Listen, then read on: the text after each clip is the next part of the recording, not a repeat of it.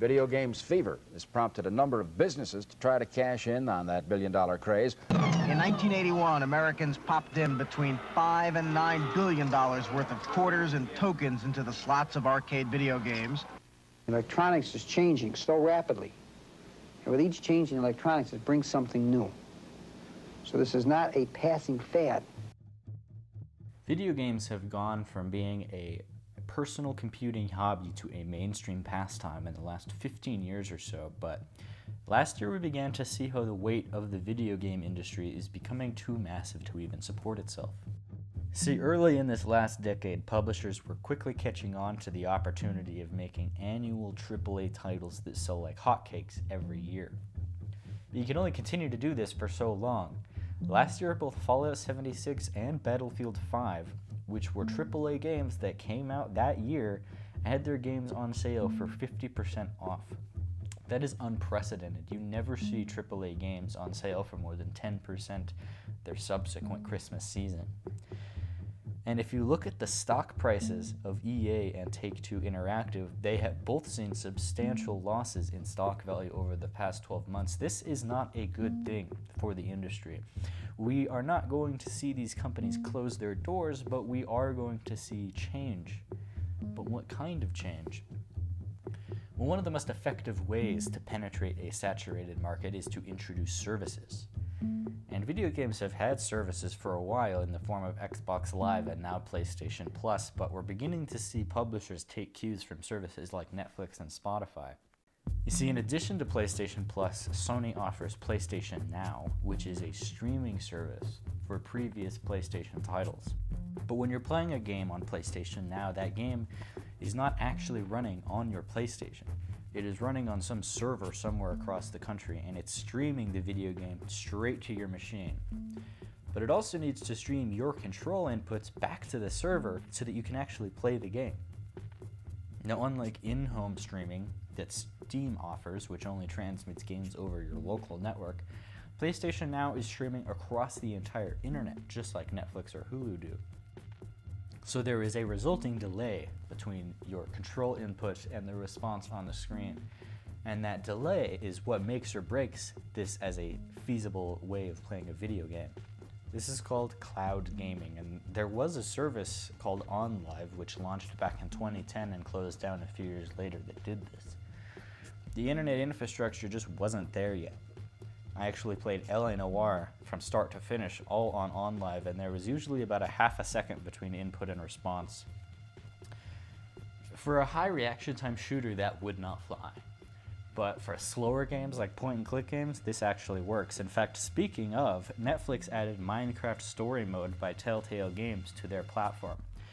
That's an actually interactive item. You'll watch this on Netflix, and every now and then it'll stop so that you get to make a decision for the characters. Other Telltale games require the player to actually walk around and, point-and-click stuff. Perhaps in time, Netflix will expand their capabilities, and interactive content on that scale will actually work. I think that would be huge. People that have never played point-and-click games, that just like watching movies, being able to play this stuff. But let's back up a bit. When we're talking about Netflix and Spotify equivalents for video games, we don't necessarily need to use a cloud service like PlayStation Now or OnLive. In fact, it's possible that cloud gaming might not even be possible to sustain in the long term. And cloud gaming works until it starts to be successful, at which point it falls over from its own success. All the spreadsheets sort of involve ignoring the provisioning levels that consumer network operators use. And so as soon as everybody starts using a continuous network connection in order to get their applications, consumer IP pricing is going to go through the roof. Microsoft's response to PlayStation Now, for example, is called Xbox Game Pass. And instead of using the cloud, it just uses DRM on locally installed games. For a long time, Xbox Live Gold has given 2 free games per month to anybody subscribed, and they could download it to their Xbox and play it for free as long as they retain their Xbox Live membership. This also means, though, that if you aren't connected to the internet, it won't work, and PlayStation Plus does the same thing. Now, Xbox Game Pass builds on this DRM idea and gives you an entire library of DRM-heavy titles that you can choose from and download. And eventually they want new releases like Halo 6 to be on the service day one.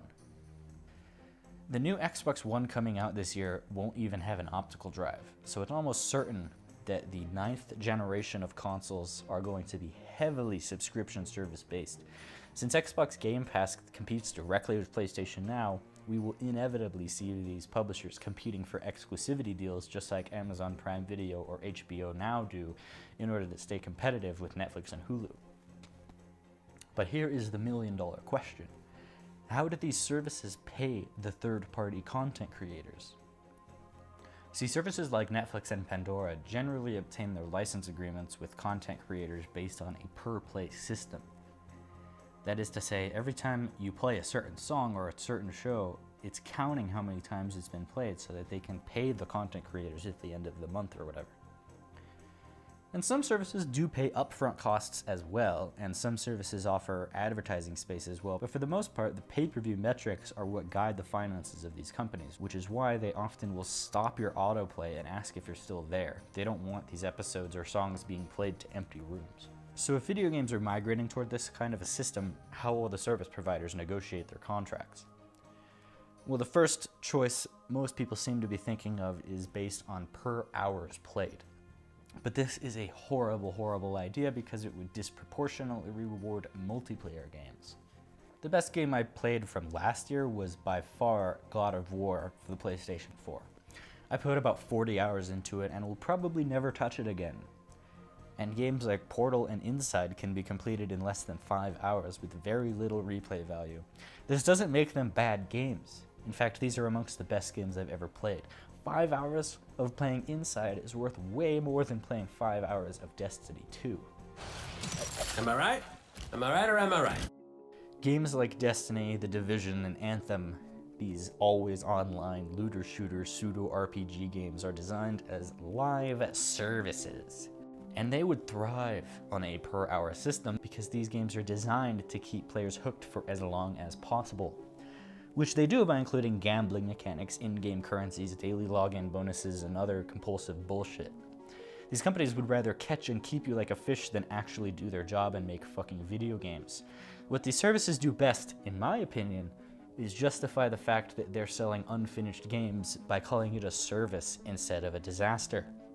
Video game streaming services, if they paid per hour played, would eventually turn every game into a live service like Destiny. And what happens when every game becomes Destiny? What happens when every game becomes a live service? Well, what happens is that the game publishers stop banking on making new games to find fresh audiences. They bank on exploiting an existing audience that does not grow. And this has already happened in the game industry because live services are really just the next evolution of the MMO. If you take even a short journey into the history of gaming, you will find a graveyard of dead MMOs that tried and failed to make a dent in the World of Warcraft behemoth. In fact, you'll find many graveyards, all filled with attempts to copy the latest successful video game, because it seems to be a plague amongst corporate culture for cocksuckers in suits trying to justify the continued existence of their own office by writing up these analytical reports detailing the successes of other companies. Certainly, if we copy their strategy, we'll copy their success too. For some reason, business school never seems to teach the fact that industry leaders don't follow. And this hasn't just happened with MMOs. It happened with rhythm games, only a few of which made a profit. It happened with first-person shooters, only a few of which made a profit. And it's happening with live services now, of which the only real successes seem to be on mobile games, you know, the ones that aren't charging $60 for free-to-play experiences. The companies running these streaming services, whether they're cloud-based or DRM-based, will be the existing corporations, and I have zero faith in the corporate video game industry. I have less than zero faith. I hate what corporate culture has done to a large portion of my favorite entertainment medium. I hate that when these publishers were given the opportunity to lower their prices and create their own markets, they continued to charge as much as they could possibly get away with. I hate the fact that they've taken advantage of our slow legal system, which has failed to keep up with technology, and have psychologically manipulated players and introduced gambling systems without regulation. These corporations will try and make as much money as humanly possible, and they will not hesitate to bulldoze over the last 15 years of progress in the indie game world, because indies are going to be forced to put their games on these services in order to stay relevant. But when corporations compete, it leaves us, the consumers, better off, right? Well, it would, but corporations don't compete.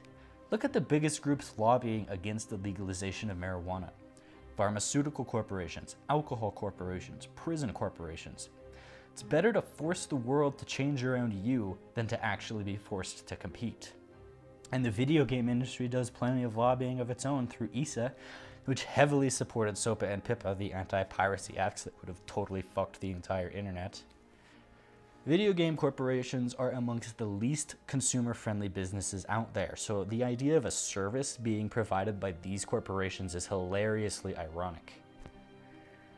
Inevitably, we will see games on these services having further monetization methods for player choice. Video game corporations are going to lock in exclusivity deals that don't just make games exclusive to their particular service, but will make their service the only way to play the game. When these libraries are packed full of live services, all competing for the finite amount of time afforded by paying customers, most, if not all, will fail. And who will the corporations blame? Not themselves. They will double down, find the newest successful trend, and try to copy it, leaving the greater gaming industry worse off every time. Now, this has turned into an anti-video game corporation rant, but it is important. Consider how corporations like Netflix and Hulu actually work. They aren't entertainment companies so much as data companies. When you're watching Netflix, Netflix is also watching you. They want to see what you like, what you don't like, the parts you skip, the parts you watch again. Even the types of pictures that make you more likely to click on that item. Netflix spent $100 million to retain Friends on their platform through this year, because the data quite easily showed that they were making that much money from that title. But trying to quantify video games is a lot more difficult, as I've said.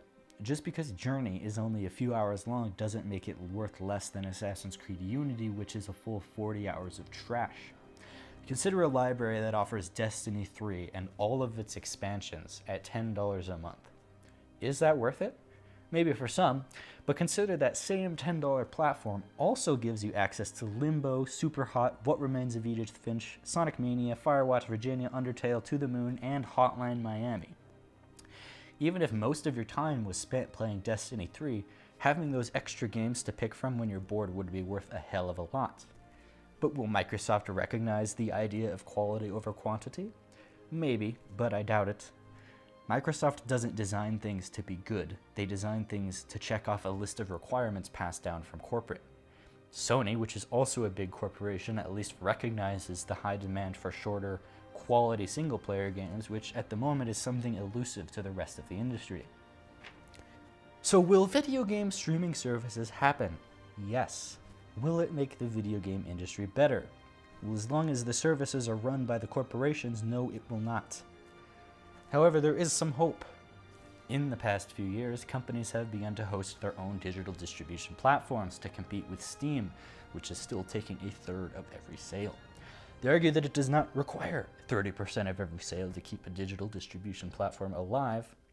So best case scenario would be smaller companies providing competing services with much more genuine insight into their libraries. But considering how early iterations of these services already exist, it is not a question of if they will change the industry, but how quickly.